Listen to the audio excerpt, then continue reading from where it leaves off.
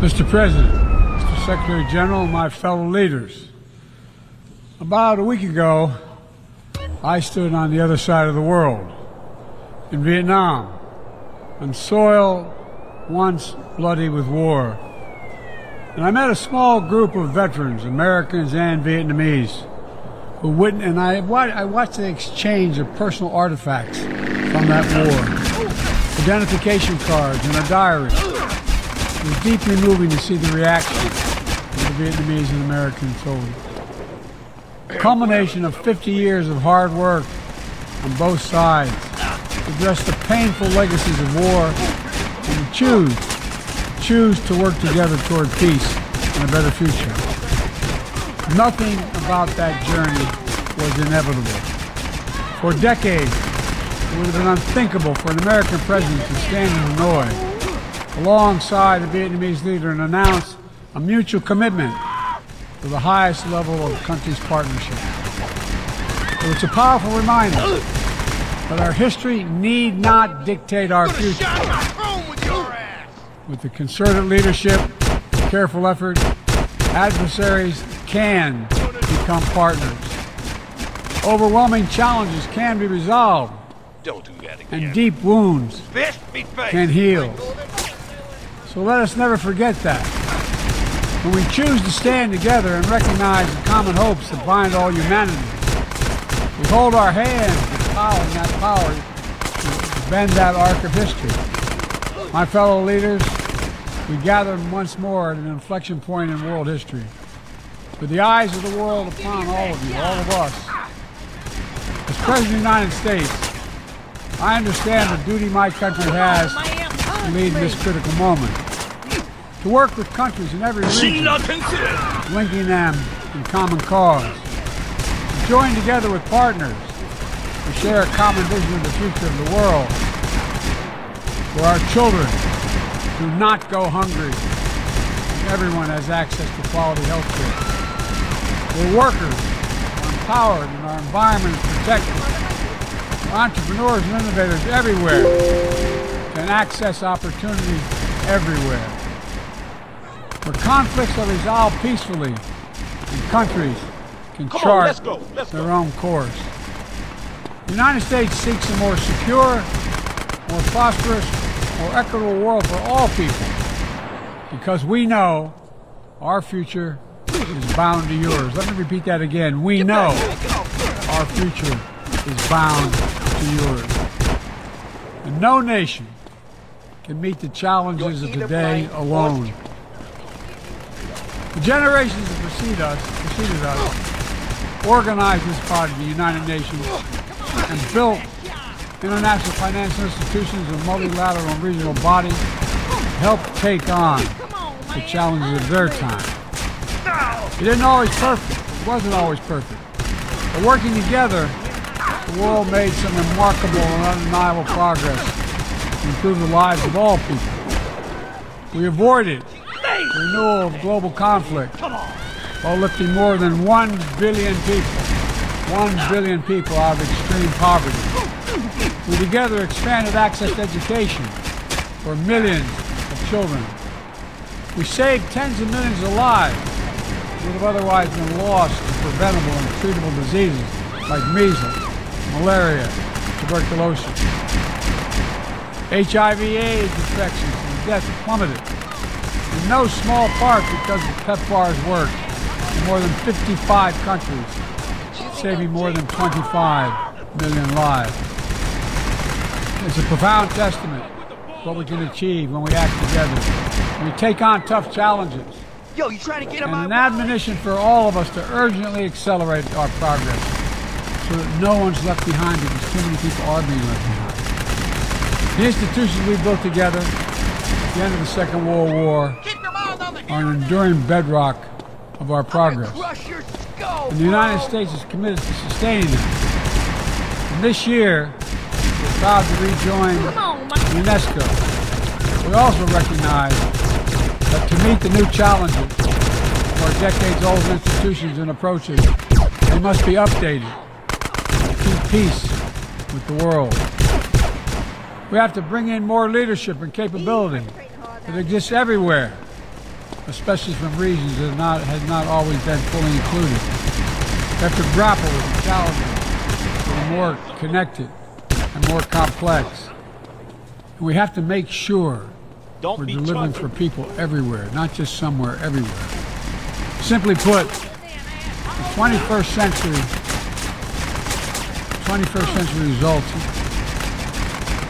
are badly needed. We need it to move us along. That starts with the United Nations. It starts right here in this room.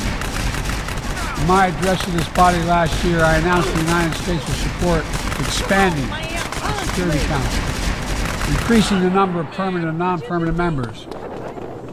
The United States has undertaken serious consultations with many member states. We'll continue to do our part to push more reform efforts forward, look for points of common ground, and make progress in the year ahead.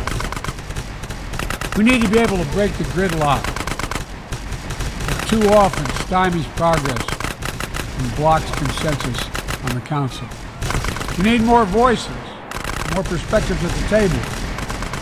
The United Nations must continue to preserve peace, prevent conflict, and alleviate human suffering. And we embrace nations stepping up to lead new ways and seek new breakthroughs on hard issues. For example, on Haiti, the Caribbean community is facilitating the dialogue among Haitian society. I think President Ruto of Kenya, I thank him for his willingness to serve as the lead nation in the UN-backed security support mission. I call on the Security Council to authorize this mission now. The people of Haiti cannot wait much longer. The United States is working across the board to make global institutions more responsive, more effective, and more inclusive. For example, we've taken significant steps to reform and scale up the World Bank, expanding its financing for low and middle income countries so it can help boost progress toward meeting the sustainable development goals and better address interconnected challenges like climate change and fragility. Under the new president of the World Bank, change is already taking root.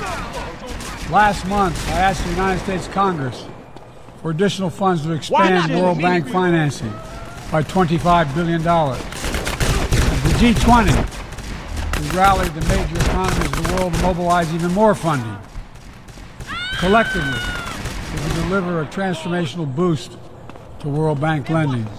And because the multilateral development banks are among the best tools we have for mobilizing transparent, high-quality investment in developing countries, reforming these institutions can be a game changer.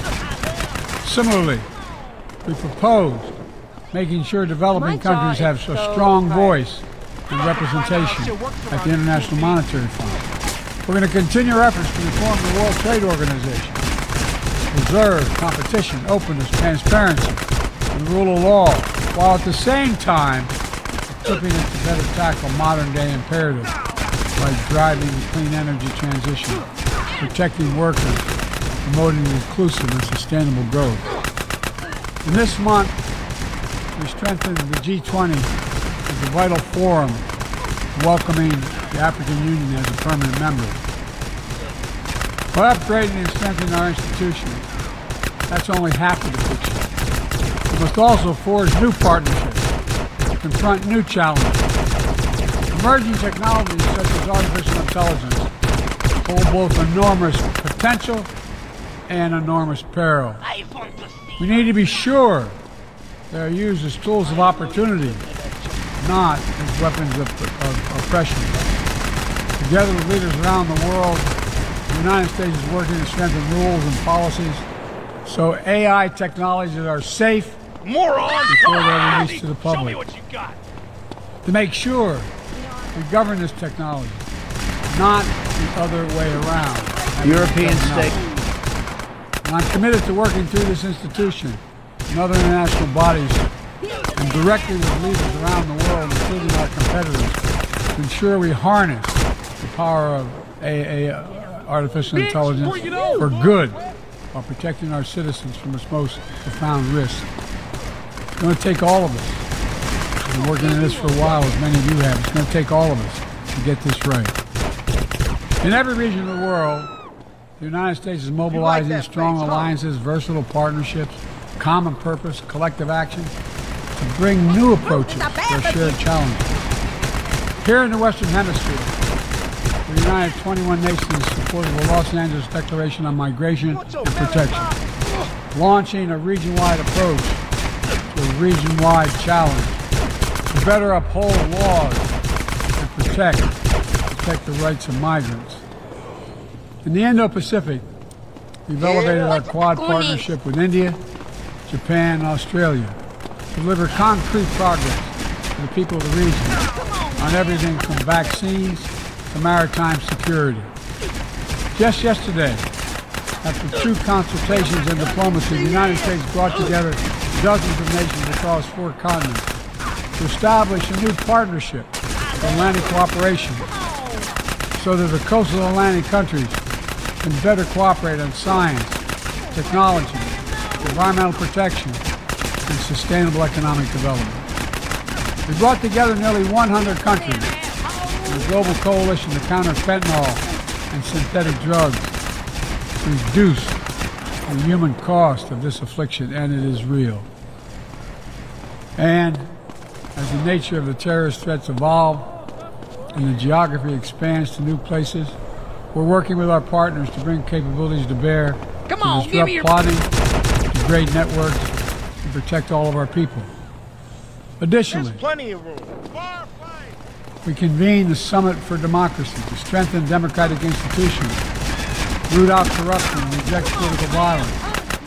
And in this moment where democratically elected governments have been toppled in quick succession in West and Central Africa, we're reminded that this work is as urgent and important as ever. We stand with the African Union and ECOWAS and other regional bodies to support constitutional rule. We will not retreat from the values that make us strong. Get it back. We will defend democracy, our best tool to meet the challenges we face around the world. And we're working to show how democracy can deliver in ways that matter to people's lives. The Partnership for Global Infrastructure and Investment addresses the enormous need and opportunity for infrastructure investment in low and middle income countries, particularly in Africa, Latin America, and Southeast Asia. Through strategic, targeted public investments, we can unlock enormous amounts of private sector financing. The G7 has pledged to work with parties to collectively mobilize $600 billion in infrastructure financing by 2027. The United States has already mobilized more than $30 billion to date. We're creating a race to the top with projects that have high standards for workers, the environment, and intellectual property while avoiding the trap of unsustainable debt. We're focusing on economic corridors that will maximize the impact of our collective investment and deliver consequential results across multiple countries and multiple sectors. For example, the Libido corridor will extend across Africa from the western port of Angola to the DRC to Zambia, boosting regional connectivity and strengthening commerce and food security in Africa. Similarly, the groundbreaking effort we announced at the G20 to connect India to Europe through the UAE, Saudi Arabia, Jordan, and Israel will spur opportunities and investment across 2 continents. This is part of our effort to build a more sustainable, integrated Middle East. It demonstrates how Israel's greater normalization and economic connection with its neighbors is delivering positive and practical impacts, even as we continue to work tirelessly to support a just and lasting peace between the Israelis and Palestinians, 2 states for 2 people. Now, let me be clear. None of these partnerships are about containing any country. They're about a positive vision for our shared future. When it comes to China, I want to be clear and consistent. We seek to responsibly manage competition between our countries so it does not tip into conflict. I've said we are for de-risking, not decoupling with China. We will push back on aggression and intimidation and defend the rules of the road, from freedom of navigation to overflight to level economic playing field that have helped safeguard security and prosperity for decades. But we also stand ready to work together with China on issues where progress hinges on our common Come on, man, punch me! Nowhere is that more critical than accelerating the climate crisis, than the accelerating climate crisis. We see it everywhere. Record-breaking heat waves in the United States and China. Wildfires ravaging North America and Southern Europe. The 5th year of drought in the Horn of Africa. Tragic flooding in Libya. My heart goes out to the people in Libya. It's killed thousands of people. Together, these snapshots tell the urgent story of what awaits us if we fail to reduce our dependence on fossil fuels and begin to climate-proof the world. For one day, my administration, the United States, has treated this crisis as an existential threat from the moment we took office. Not only for us, but for all of humanity. Last year, I signed into law in the United States the largest investment ever anywhere in the history of the world to combat the climate crisis and help move the global economy toward a clean energy future. We're also working with the Congress to quadruple our climate financing, to help developing countries reach their climate goals and adapt to climate impact. And this year, the world is on track to meet the climate finance pledge that made under the Paris Agreement, $100 billion to raise collectively. But we need more investment from public and private sector alike, especially in places that have contributed so little to global emissions and face some of the worst effects of climate change, like the Pacific Islands. The United States is working directly with the Pacific Island Forum to help these nations adapt, build resilience to the climate impact, even as we lead the effort to build innovative new partnerships to attack the global challenges from barely walk anyway, all right? From all sides. From the First Movers Coalition, which is mobilizing billions of private sector community and the private sector commitments. Wife and children got taken into a shelter. My friend said, Chuck, you obviously love hitting things. So I've gotten into boxing. How about that fight between Gonzalez and Jackson? Well, there's one thing about boxing I always remember. You know, one man wins, the other goes home a loser. Because in boxing, unlike most sports, gravity works downwards. You gotta be shitting me. Hey, Derek Thackeray, don't shit on no one. But I do like to piss on my seat and at my seat too. Not really on it, so stay out of the way. Now tell me, the fight game, that ain't rigged, is it? Of course not. Hey, how could anything professional be fake? Hey, there's too much money at stake for one thing. I mean, you guys got too much to lose. I mean, why is the guy gonna take a dive for a few extra million when he could earn that over a number of years getting his brain turned to pulp? Be serious for a minute. The clock is counting down again. It's time for Derek to head to the locker room and celebrate in the shower. We'll see you next time. Bring a cooler full of beers and get ready to riot. This has been the Tight End Zone. And this is WCTR, proving that radio is better than TV. That's the show men with large guts love. The news and all the other things that really matter to you. Like sensationalist bullshit. Until death do us part. Gosh, I remember that day like it was yesterday. Jennifer looked so beautiful. I knew I'd love her forever. And then she was driving along a canyon and her brakes went out. I'm moving on now and married someone half my age. God, I love banging her. I started my life over with Crimson Executive Spouse Indemnity Services. Life can be uncertain, and you never know when your wife will be tragically taken away. Crimson set me up with a huge life insurance policy on my wife. I can't have her back, but now I have a second home. I was devastated when I found out my wife was cheating on me, and even more so when she fell underneath the train. I was nowhere near the time of my phone record proved that. My life changed forever. I was a real mess for hours. Thankfully, the week before, I'd met with Crimson. Thanks to Crimson, I've had a penile augmentation and am much more confident with women. Thank you, Crimson. To have a Crimson Planning for the Future kit faxed to you, just dial 1-866-505-CRIM. Up next, it's Area 53 and Marvin Trill broadcasting live from his trailer in the desert. A new planet found in space. Is it really a planet or a decoy put up to confuse us? Ghosts, time travel, and a flushing toilet. Which way did Newton's toilet spiral? And finally, are women really gross? Let's explore deeper and get to the truth. I'm Marvin Trill. This is Area 53. Hello, you're on the line. Yeah, hi. I'm a truck driver and listen to your show all the time. I see a lot of unexplained phenomena out there, especially in restrooms. I agree with you about the moon. We never landed on the moon. It's such a good fake. Remember, the Russians, our arch enemy still, I might add, them and the Australians and some species of dog, they beat us into space. The only thing the Russians are shooting into space are hot dogs and monkeys. Kind of a Noah's Ark fast food kind of vibe. Hey, my dead aunt could make a better space station than them. Intriguing. I'd like to meet her. On the conspiracy line, caller, you're in Area 53. Do not use fluoride. It's evil. It made me kill my doctor. Why would we worry about a chemical that the government puts into the water? Animals can now be trained to fly, including several species of bird. Think about the military applications. Hello, caller. Hi, my name's Emmanuel. I'm really worried about hackers sending a nuclear bomb after... In a market demand for green products in carbon-intense sectors like concrete, shipping,